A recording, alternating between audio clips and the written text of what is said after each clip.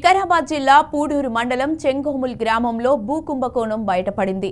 10 ఎకరాల 20 గుంటల భూమిని హైదరాబాద్కు చెందిన మాచల్ర గగన్ రెడ్డి మోసపూరితంగా జీపీఏ ద్వారా రిజిస్ట్రేషన్ చేసుకున్నాడన్నారు. ఈ కుంభకోణంలో తన తప్పు కూడా ఉందని డిప్యూటీ తహసీల్దార్ కిషోర్ మీడియా రైతుల సమక్షంలో తప్పును ఒప్పుకున్నాడు.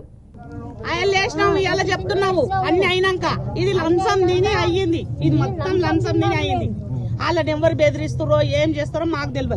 లంచం తిని చేసిరని ఇప్పుడు మాకు అర్థమైంది. మేము ఎట్లా బతకాలి? మేము మాకు ఇక్కడ రాయాలంటే మేము చదవలేము. మేము షేర్ పని కలిసి కోసి మాకు ఆ పని వస్తుంది. మాకు ఇదన్నీ మాకు తెలుసా? న్యాయం జరగలేదు సార్ అంటే వస్తాం. ఏదన్నా వస్తే ఇంత అన్యాయమా? ఎవరికి చేయొద్దు, ఇటువంటి పని చేయొద్దు. దొంగ పని ఇది.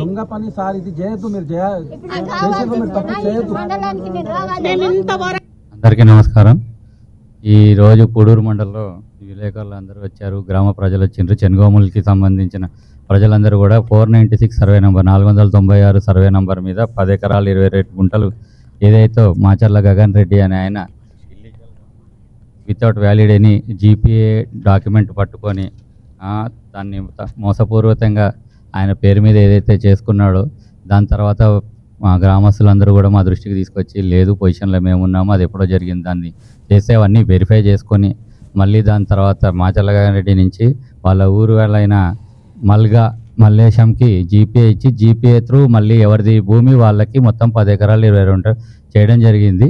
ఈరోజు దాని మీద సంబంధించి దాని మీద నోట్ ఒకటి ఏదైతే ఉందో 496లో జరిగింది, ఎలా జరిగింది, 1954 నుంచి దాన్ని రికార్డు మీద ఏముంది, ఎవరి పేరు మీద ఉంది, ఎలా మారింది ఏంటి అన్నది ఒకటి ఇచ్చుకుంటూ ఇక గగన్ రెడ్డి చేసిన ఏదైతే తప్పు ఉందో దాన్ని సరిదిద్దు